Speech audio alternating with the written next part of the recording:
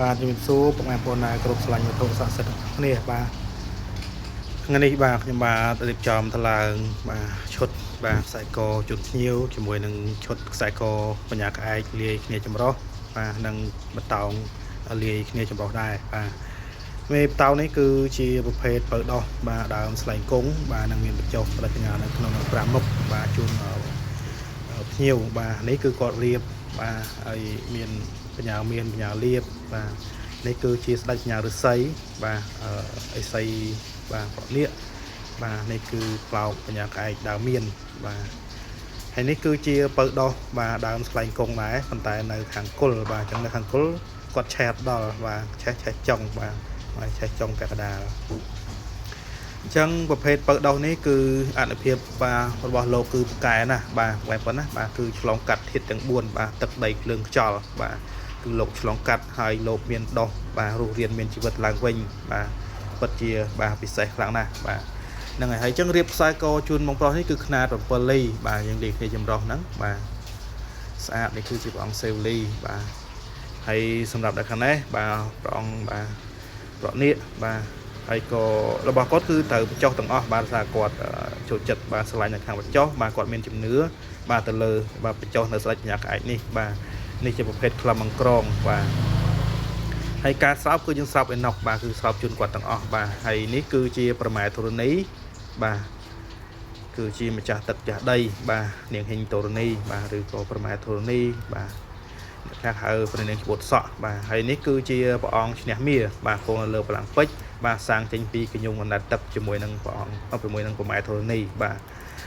ហើយសម្រាប់ទូអង្គខាងលើពីរនេះគឺព្រះអង្គកម្ចាយណៈនិងព្រះអង្គសេវលីបាទគឺខាងសម្បូរមហាលៀបបាទហើយរៀបជាមួយនឹងខ្សែកបាទដូចគ្នាបាទ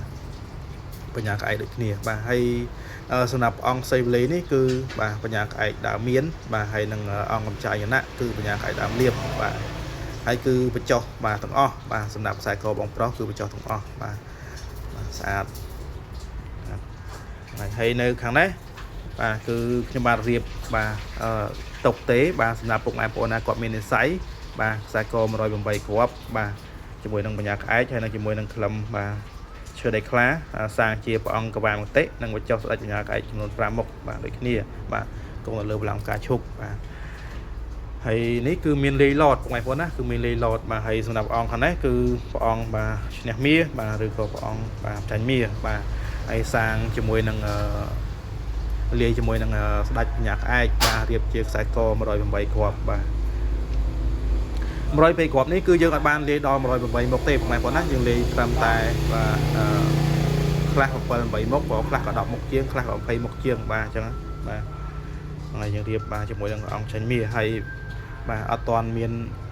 ម្ចាស់ទេអត់ទាន់មានអ្នកមាននិស្ស័យទេបាទបងប្អូនណាពីខ្សែនេះបាទអញ្ចឹងបងប្អូនណាដែលគាត់ស្រឡាញ់មាននិស្ស័យចង់យកទៅគប់រូបបាទពាក់ថែរក្សាបាទធ្វើដំណើរទៅចិត្តផ្លូវឆ្ងាយឬក៏បងប្អូនបាទទៅទីកន្លែងផ្សេងបាទចង់យកទៅតាមដើម្បីសុខសប្បាយបាទធម្មតាទេបងប្អូនណាបាទខ្មែរយើងបាទតាំងពីរងរានមកគឺគោរពពុទ្ធបាទព្រះអង្គបាទតែងតែមានបាទតាមជួយថែរក្សាបាទពុកម៉ែបងប្អូនជានិច្ចឲ្យតែយើងគោរពបាទបានចុកជួនបាទ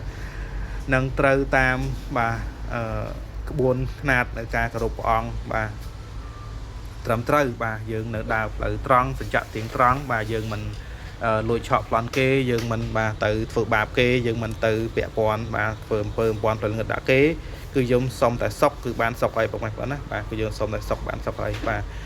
ហើយសម្រាប់ខ្សែកបាទមួយឈុតខាងនេះបាទខ្សែថ្លានេះគ្រាប់ថ្លានេះបងប្អូនណាមិនមែនជាប់ទេណាបាទគឺស្នែងកបីឃ្លៀចបាទស្នែងកបីឃ្លៀចបាទរបស់ខ្ញុំបាទ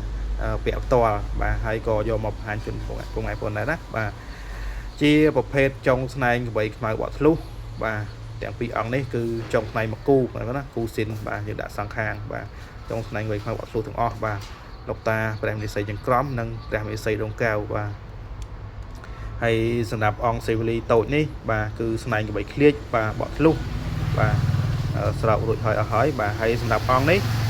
ស្នែងកបីឃ្លៀចដែរបងប្អូនណាបាទប៉ុន្តែមិនមែនបក់ធ្លុះទេគឺប្រភេទស្នែងកបីឃ្លៀចតៃសាបាទ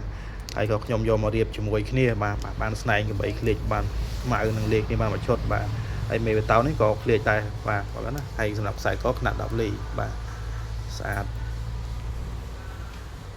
ហើយនៅខាងក្រោយនេះគឺមានចាយ័នបាទយើងចាយ័នទៅតាមគ្រូបាទដែលគាត់បានដាក់ឲ្យចាគឺយើងចាទៅបាទយើងមានជំនឿទៅលើយ័នទៅលើបាទលោកតាបាទទៅលើព្រះអង្គផ្សេងបាទយើងតែងតែគោរពបាទដើម្បីសូមសេចក្តីសុខសប្បាយបាទនឹងយើងចង់បានលៀបចង់បានខ្លះទៅយើងរកស៊ីពាក់ព័ន្ធរកស៊ីបាទយើងលើកសរសៃលើកអីដែរបាទហើយនេះគឺជាប្រភេទស្នែងកបីខ្មៅពុកអីគាត់ណាលោកតាផ្ទះនិស័យកម្ពុជាបាទឬក៏អេសកាសបាទហើយសាំងចេញពីបាទស្នែងកបីខ្មៅបាទបកស្ដើងបាទតៃសាបាទ 100% បាទតាមមេបតោងបាទអញ្ចឹងមួយខ្សែនេះគឺមានតែមួយអង្គទេបាទប៉ុន្តែមានមេបតោងស្នែងកបីខ្មៅមួយទៀតបាទប្រភេទ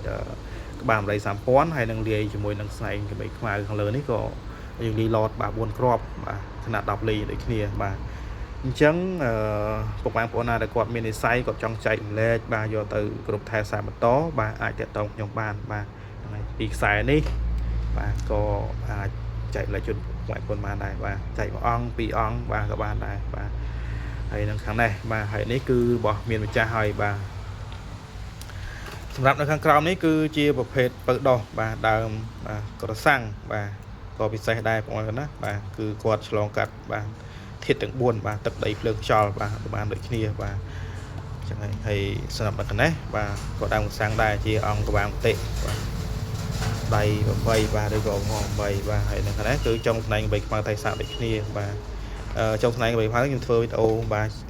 ម្ដងពីរដងហើយបាទហ្នឹងហើយពុកម៉ែបងប្អូនណាគាត់មាននិស្ស័យចាប់អារម្មណ៍អីអាចតាក់ទងខ្ញុំបានបាទនេះជាខ្សែដៃបងប្រុសបាទឈុតជាមួយនឹងខ្សែក2ខ្សែនេះបាទគឺខ្ញុំរៀបជូនគាត់រួចហើយបាទហើយនៅខាងនេះគឺជាប្រភេទចកោមខ្លាធំបាទដែលសាំងចេញពីកថាពន្ធបាទ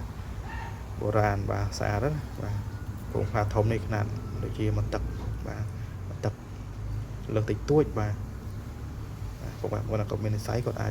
តាក់ទងខ្ញុំបានបាទចែកម្លែកយកទៅគ្រប់ថែសារបន្តបាទអញ្ចឹងវីដេអូនេះបាទមានតែប៉ុណ្ណឹងទេបាទហើយក៏សូមបាទជំរាបលាពុកម៉ែបងប្អូនតែប៉ុណ្ណឹងបាទហើយសម្រាប់ពុកម៉ែបងប្អូនដែលគាត់ស្រឡាញ់អីបាទអាចតាក់ទងបានបាទហើយជូនពរពុកម៉ែបងប្អូនបាទ